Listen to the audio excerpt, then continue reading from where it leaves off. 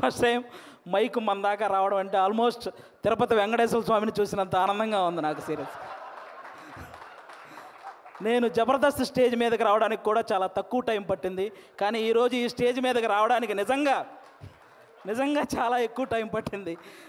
ఒక టైంలో ఇలా అందరూ మాట్లాడుకుంటూ పోతే ఆగస్టు 9th వచ్చేస్తుందేమో అని సందేహం కూడా వచ్చింది, చిన్న సందేహం కూడా వచ్చింది నాకు నిజంగా. అసలు బేసిక్గా ఈ ఈవెంట్కి నేను ఇంకా కొంచెం ముందే రావాలి. దారిలోనే ఈ ఈవెంట్ చూసుకుంటూ వస్తున్నా, ఈలోపు వాడెవడో సుమగారికి లవ్ యూ చెప్పాడు. మాదాపూర్ వెళ్ళాల్సిన వాడిని అటు మణికొండ వెళ్ళి తిరిగి మళ్ళీ రివర్స్ అయ్యి వచ్చారు. ఎందుకంటే రాజీవ్ కనకాల గారే ధైర్యం చేయరు సుమగారికి చెప్పడానికి, అలాంటిది అతను ధైర్యం చేశాడు. అది సీరియస్గా సాహసం అనే చెప్పాలి అది. ఓకే, ఈ సినిమా నువ్వా చాలు మళ్ళీ చెప్తావేంటి? ఓకే, ఈ సినిమాలో నేను చేయలేదు.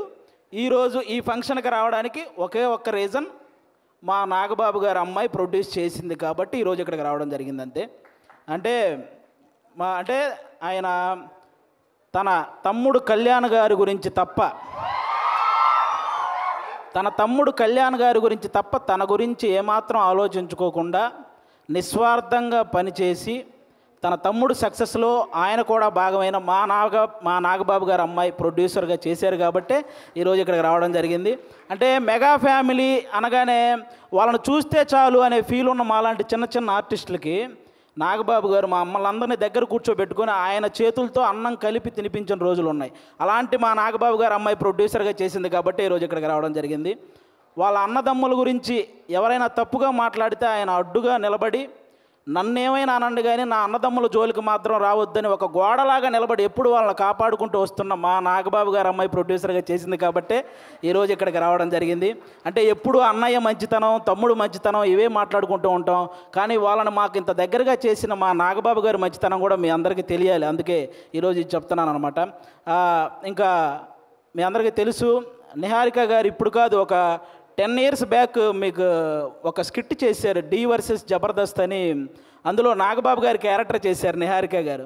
ఆ స్కిట్ నేనే రాశాను. ఫస్ట్ టైం ఒక టైమింగ్ అంటే ఎలా ఉండాలి, ఒక పంచ్ టైమింగ్ వేసేటప్పుడు ఆ మాడ్యులేషన్ ఎలా ఉండాలి, ఇవన్నీ కూడా నాకు ఒక రకంగా అలవాటైంది కూడా నిహారిక గారి టైమింగ్ చూసే. నాకు ఆ రోజు నేను స్కిట్ రాసినప్పుడు ఆ విధంగా నిహారిక గారు అప్పటి నుంచి నాకు పరిచయం అనమాట. అంటే నిహారిక గారు వాళ్ళ పెదనాన్నగారి లాగే కొత్త టాలెంట్ని ఎంకరేజ్ చేసే గుణం ఉంది, వాళ్ళ బాబాయ్ గారి లాగే అనుకున్నది సాధించే గుణం ఉంది, అలాగే వాళ్ళ నాన్నగారి లాగే ఎంత కష్టం వచ్చినా సరే నవ్వుతూ ముందుకెళ్ళే గుణం ఉంది. ఈ మూడు కలిపి ఉంది కాబట్టి ఈరోజు ఇలాంటి సినిమా తీయగలిగింది. అంటే ఇంకో విషయం, వాళ్ళ బాబాయ్ గారి లాగే ట్రెండ్ ఫాలో అయ్యే టైప్ కాదు, ట్రెండ్ సెట్ చేసే టైప్. అందుకే 11 మంది హీరోలను పెట్టి ఒక సినిమా అంటే ఖచ్చితంగా ట్రెండ్ సెట్ చేసినట్టే, అవునా?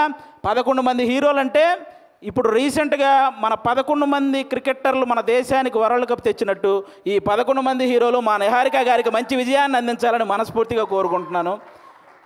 మనకు 11 అంటే చాలా గుర్తొస్తాయి, కానీ ఈ సినిమా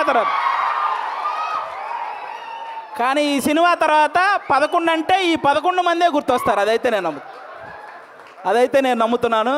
కాబట్టి అంటే ప్రతి ఊర్లో ఒక కమిటీ ఉంటుంది, ఆ కమిటీలో కుర్రాళ్ళు ఉంటారు. బేసిక్గా సమస్యను క్రియేట్ చేసేది వాళ్ళే, సమస్యను సాల్వ్ చేసేది వాళ్ళే, అలాంటి కుర్రాళ్ళు అనమాట. అలా ప్రతి ఊర్లో ఉంటారు కాబట్టి ఈ కమిటీ కుర్రాళ్ళంతా మీరంతా ఒక్కసారి మీ ఊరోళ్ళందరికీ కూడా ఈ కమిటీ కుర్రాళ్ళు సినిమా చూపించాలని మనస్ఫూర్తిగా కోరుకుంటున్నాను. ఎందుకంటే ట్రైలర్ చూస్తే అర్థమవుతుంది, మీరందరూ ఈ సినిమా చూసినప్పుడు మేము కూడా ఇలా చేసేవాళ్ళం కదా అని గుర్తు చేసే క్యారెక్టర్లు ఉన్నాయి, మేము ఇలా ఎందుకు చేసాం అని ఆలోచింపజేసే క్యారెక్టర్లు ఉన్నాయి, ఇక నుంచి ఇలా చేద్దాం అని అనుసరించే క్యారెక్టర్లు కూడా ఉన్నాయి అనిపిస్తుంది ఈ సినిమాలో. కాబట్టి మీరందరూ కూడా ఈ కమిటీ కుర్రాళ్ళ సినిమా, మీ ఊర్లో ఉన్న కమిటీ కుర్రాళ్ళందరూ ప్రతి ఊరు వాళ్ళని తీసుకెళ్ళి ఈ సినిమా చూడాలని మనస్ఫూర్తిగా కోరుకుంటున్నాను.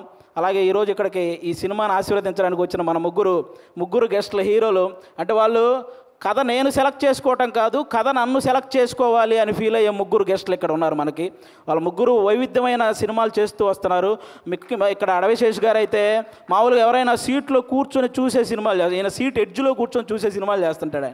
అంటే మొత్తం అన్ని ట్విస్టులు ఉంటాయి ఆయన ఏ సినిమా చేసినా. ఆయన ఇండస్ట్రీకి వచ్చినప్పుడు కొత్తలో ఆయన నేర్చుకుంది ఏంటంటే నా బాడీ లాంగ్వేజ్ ఎలాంటి సినిమాలు చేయకూడదో తెలుసుకున్నాడు ఫస్ట్ ఆయన. ఆ తర్వాత ఆయన చేసిన సినిమాలన్నీ ఎలాంటి ట్రెండ్ సృష్టించాయో మీ అందరికీ తెలుసు. అక్షానం కానీ, గూఢాచారి, ఎవరు, మేజర్, ఇలా చెప్పుకుంటూ పోతే అన్నీ అంటే ఆయన సినిమాలకు ఒక సపరేట్ ఫ్యాన్ బేస్ ఉంది. ఇంకా మా సాయి ధరమ్ తేజ్ గారు మామూలుగా ఎవరైనా పేరులో ఇంటి పేరు పెట్టుకుంటారు, కొంతమంది క్యాస్ట్ పేరు పెట్టుకుంటారు, కొంతమంది నాన్నగారి పేరు పెట్టుకుంటారు. కానీ ఫస్ట్ టైం పేరులో అమ్మగారి పేరు పెట్టుకొని ప్రతి ఒక్కరూ వాళ్ళ అమ్మని అంతలా గౌరవించాలి అని మనందరికీ ఒక సంకేతాన్ని ఇచ్చినటువంటి హీరో మన సాయి ధరమ్ తేజ్ గారు.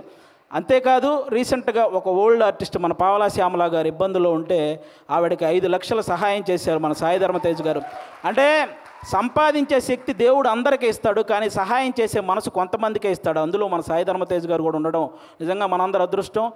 అంతేకాకుండా రీసెంట్గానే అంటే తండ్రికి కూతురికి కూడా తప్పుడు సంకేతాలు చూపిస్తూ చేసిన ఒక వీడియో మీద మొట్టమొదట స్పందించిన హీరో మన సాయి ధరమ్ తేజ్. ఈరోజు సోషల్ మీడియాలో ఈ అమ్మల్ని తిట్టేవాళ్ళు, అక్కల్ని తిట్టేవాళ్ళు తగ్గుతూ వస్తున్నారంటే దానికి రీజన్ మన సాయి ధరమ్ తేజ్ గారు తీసుకున్న ఆ రోజు డెసిషన్ అనమాట. అలా ఆ సాయి ధరమ్ తేజ్ గారు కానీ ఇంకా మా వరుణ్ తేజ్ గారు, మా నాగబాబు గారు అబ్బాయి. అంటే నేను తొలి ప్రేమ సినిమా ఫస్ట్ నాకు తొలి ప్రేమ సినిమా ద్వారానే సినిమాల్లో ఒక సక్సెస్ వచ్చింది. అది తీసిన డైరెక్టర్ కూడా ఇక్కడే ఉన్నారు, వెంకీ అట్లూరి గారు. అంటే ఆయన కూడా మెగా ఫ్యామిలీ నుంచి వచ్చిన ఒక హీరో అన్న గర్వం ఎక్కడా ఉండదు మా వరుణ్ తేజ్ గారికి. చిరంజీవి గారు లాగే వైవిధ్యమైన కథలను ఎంచుకుంటూ వెళ్తుంటారు. అంటే అప్పట్లో చిరంజీవి గారు రుద్రవీణ చేశారు, గ్యాంగ్ లీడర్ లాంటి సినిమా చేశారు, అలాగే చంటబ్బాయి లాంటి కామెడీ సినిమా చేశారు, ఆపద్బాంధవ్ లాంటి ఒక ప్రయోగమైన సినిమా చేశారు. అలాగే మా వరుణ్ తేజ్ గారు కూడా తొలి ప్రేమ లాంటి లవర్ బాయ్ క్యారెక్టర్ చేశారు, ఫిదా లాంటి పక్కింటబ్బాయి లాంటి క్యారెక్టర్ చేశారు, అంతరిక్షం లాంటి ప్రయోగం చేశారు, గద్దలకొండ గణేష్ లాంటి మాసు చేశారు, F2 లాంటి ఫన్. అంటే ఒక డైరెక్టర్కి ఛాలెంజ్, నేను ఏదైనా చేయగలను, మీరు ఎలాంటి సబ్జెక్ట్తో వచ్చినా చేయగలను అనే హీరోగా మా వరుణ్ తేజ్ గారు తయారవుతున్నారు. కాబట్టి ఇలాంటి గెస్టులు ఈరోజు మన దగ్గరికి రావటం నిజంగా మీ సినిమాకి, అలాగే ముఖ్యంగా ఇక్కడ ఈరోజు ఎవరైతే కుర్రాళ్ళు ఉన్నారో మొత్తం, నేను బేసిక్గా ఇక్కడ ఎవరో కొత్త కుర్రాళ్ళు అన్నారు, కానీ వాళ్ళు స్టేజ్ మీద మాట్లాడింది, ట్రైలర్లో చేసింది చూస్తే ఈ ముందున్న వాళ్ళందరూ కొత్త కుర్రాళ్ళు అనిపించింది నాకు. అలా మాట్లాడుతున్నారనమాట. కానీ అస్సలు సినిమా ఎక్స్పీరియన్స్ లేని ఈ టాలెంటెడ్ కుర్రాళ్ళకి సినిమా మాత్రమే ఎక్స్పీరియన్స్ ఉన్న సాయి కుమార్ గారితో కలిసి చేయటం మీ అందరూ అదృష్టం నిజంగా. కాబట్టి మీ అందరికీ once again all the best. August 9 తర్వాత ఖచ్చితంగా ఈ సినిమాకి సక్సెస్ మీట్ ఉంటుందని నేను మనస్ఫూర్తిగా కోరుకుంటున్నాను. వన్స్ అగైన్ నిహారిక గారికి కూడా all the best and thank you.